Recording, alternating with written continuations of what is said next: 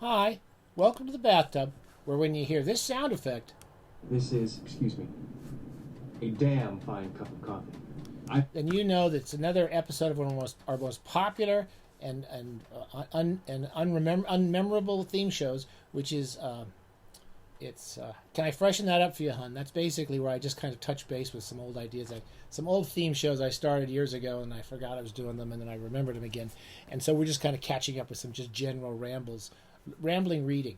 Basically, if you're reading in the bathtub, you shouldn't have any sort of projects. You shouldn't have serious projects. But I have, as I've gotten older, started coming up with certain things where I kind of reading through certain writers and anthologies and so forth because I kind of like them. That's all. And I want to read all their stuff because I didn't always read everything. So anyway, I'm rereading the Orbit series. This is one of the things I reread in the past couple of months. We talked about Damon Knight's Orbit series. I think it's probably the best single series of kind of speculative fiction, science fiction, fantasy fiction. He published a little of everything in these anthologies, and they were original in their day. They came out through the '60s, through the '70s. There were a lot of famous writers came out of them, and reading through these last two, I basically read both of these. I read this most recently, just the past month or two, and I read this over the past year. And they're really good. Just look at that. I mean, really, just look at the volumes. They look so beautiful. They're really gorgeous old paperbacks. Oops, that's upside down. There you go. Anyway, and the people that are in these, and the stories that are in these volumes is quite extraordinary. I don't think there's not really a bad story in any of these. Is that Dodo flying? Dodo, you going to come over here? But I thought I'd just talk about a few of them. We've talked about Kate Wilhelm, one of my all-time favorite short story writers, and she has a story in each one of these.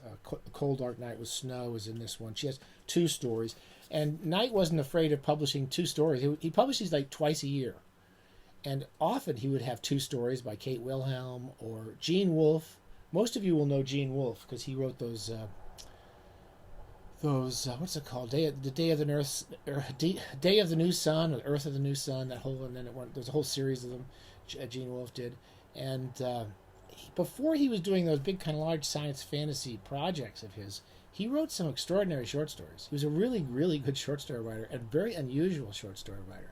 And I went back and reread some of these. I didn't quite understand some of his stories when I was 14. In fact, I didn't understand a lot of these stories when I was 13 or 14. I first read them. I didn't quite get them, but reading them now, I sort of get them. I'm slightly better reader than I was. How the Whip Came Back is, and I read this about a year ago, is a really interesting little story about how it becomes a politically valid argument to argue for slavery, human slavery, particularly with prison populations. It's kind of a brilliant story. It also, so there's two stories, I forget the other one. There's a great Joanna Russ story in here called The Second Inquisition. I think it's one of her best written stories. It's kind of a takeoff on The Time Machine, H.G. Wells' Time Machine. But it's sort of a beautifully written story about this stranger that comes into this girl's house, and it's told by this little girl. And I don't want to give away because there's a lot of kind of time travel complexities in this story, but it's a beautiful little story. It has lots of other good writers. Carol Emshwiller is kind of one of the unsung short story heroes of the past 50 years. She wrote a lot of really good stories, and I don't think I've read a bad story of hers. And she's in most of the volumes. Our friend Avram Davidson has a really crazy story in here called Goslin Day. Very funny, very Avram, very mad, just completely mad. And more happens in these 3 pages or 4 pages than in several novels. And what else is in here? One of our old time favorites here. Oh yeah, of course, R.A. Lafferty. We're going to do more about R.A. Lafferty. R.A. Lafferty was in almost every. I think he was in every volume of Orbit. Often 2 stories. And the story in here is Entire and Perfect Chrysolite is one of his good stories. Most of them are good, but they're hard to follow sometimes. The Asian Shore, one of the great Tom Dish stories, great Tom Dish novella about a guy he's in Turkey. I forget where he is now. Yeah, Istanbul. I want to say he's in Istanbul, but it's been a while since I've read this. I've read it several times over the years, and it's knocked me out every single time. It's a lovely story about a guy who gets kind of haunted by this woman and her baby. That's number 6. Number 7, I can remember a little bit better because I actually read this within the past few weeks. This has got April Fool's Day Forever. It starts off with a typically powerful Kate Wilhelm writes in a very kind of straightforward prose, but her plots are very involving and they're very complex. And this is one about basically the development of a race of immortals who are secretly operating in the world, and it's a small select group of people. And it's about a woman and her husband who find out about them. And it's also about art and wanting to produce art and the beauty of producing art, which often for Wilhelm involves recognizing you're going to die. And she brings those two ideas together, and it's a kind of a beautiful, strange story that I think I read. I was all the way through it before I really quite understood what was happening in it. Continued on next, Rock by R.A. Lafferty. That's one of the funny, really crazy ones. I had trouble figuring that one. Old Foot Forgot by R.A. Lafferty is one that I've always, every time I read it, I love it. It's about a doctor who works with alien creatures. And I can't really tell you more than that because every sentence in a Lafferty story is almost a new invention. It's like a new idea is coming along that you haven't read before. And then it kind of comes together at the end. This is really one of the best volumes they ever did, Orbit 7. It has a story, another Carol Emshwiller story, which was really good, and The Pressure of Time by Thomas M. Dish. Pressure of Time. I don't think I read it or I didn't remember it, and that's another one about immortality. And I guess I nosed around a little bit, and I'd forgotten this. Tom was working on a novel based on that story. And that the premise, as in many Tom Dish stories, is about the absurdities of the Catholic Church. Tom hated the Catholic Church, and just in many science fiction stories and novels were just taking a piss out of the idiocy of the fantasies that they lived with in the Catholic Church. And in this one, I'm trying to remember now. They become immortals. There's a whole bunch of immortals again, and the only people who can pretty much stay in the Catholic Church if they are the ones who are going to die. I think I maybe have given that story wrong, but it's the idea that there's certain people who are going to live forever, and that if they live forever, they can't go to heaven.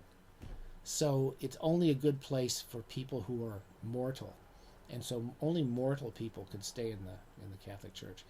And there's also a series of drug problems and drug issues.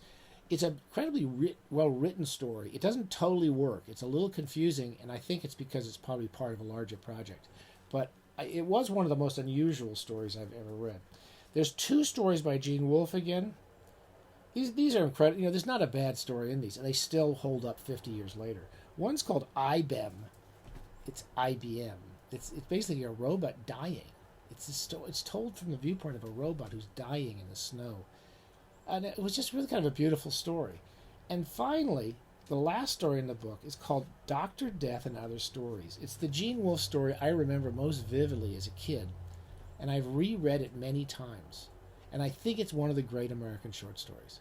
It's about a kid who's with his family, and they're on holiday, and he has this book he loves, which is called Island of Dr. Death, and all the kind of crazy characters that are in it. And it's some science fantasy novel.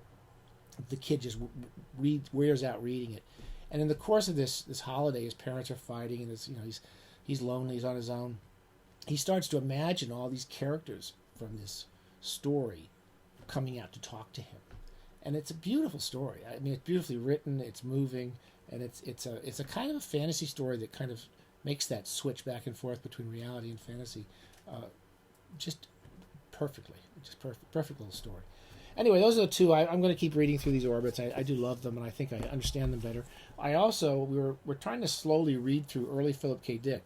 I don't know why I started doing this. I'm not a huge Philip K. Dick fan, but I do like him. And I hadn't read a lot of these early novels. Vulcan's Hammer, I think, is possibly his earliest science fiction novel. He wrote several non-SF novels that were not published until after he was dead or late in his life. And this was probably a novella, and I think he expanded it to an ace double or something. Anyway, it's okay. It's about it's another one of these things. You have a robot. There's a robot running the world, and everyone lets this robot run the world.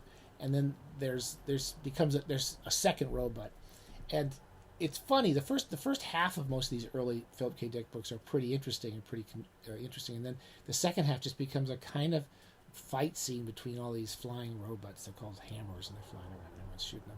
So it was kind of boring. Anyway, that's it. And then what else? I was also reading Three for the Chair.